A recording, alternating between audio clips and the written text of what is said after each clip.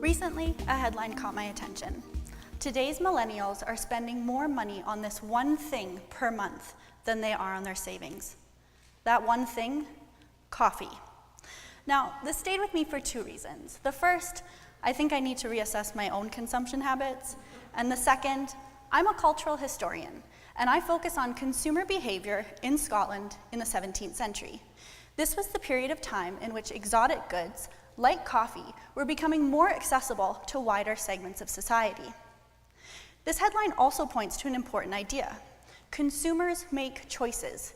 We decide when to spend and when to save. Think about it.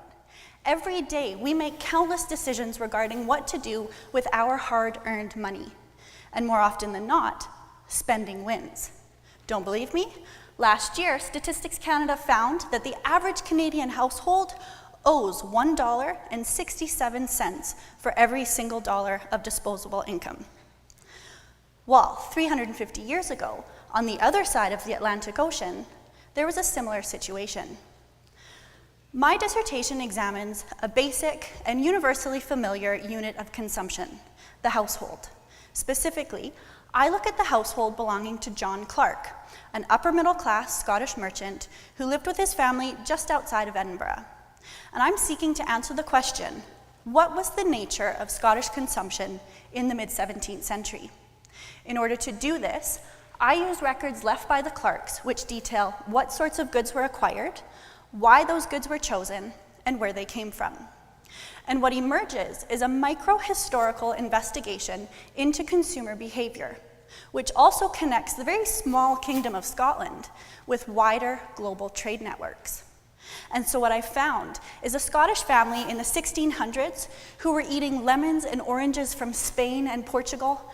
They were reading French books bound in Moroccan leather. And they were dressing their bodies in the finest Dutch and Italian fabrics. And they were willing to go into debt for it. But who cares, right? Why should we care about consumption in the 17th century when we are here today in the 21st?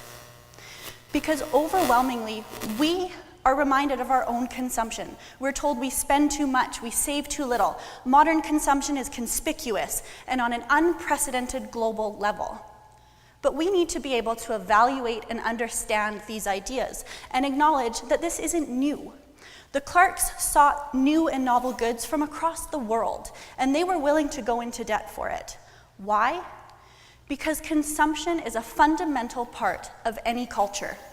So tomorrow morning, when you sit down with that fresh cup of coffee, I want you to remember that what we consume is a defining feature of our lives, regardless of when that life was lived.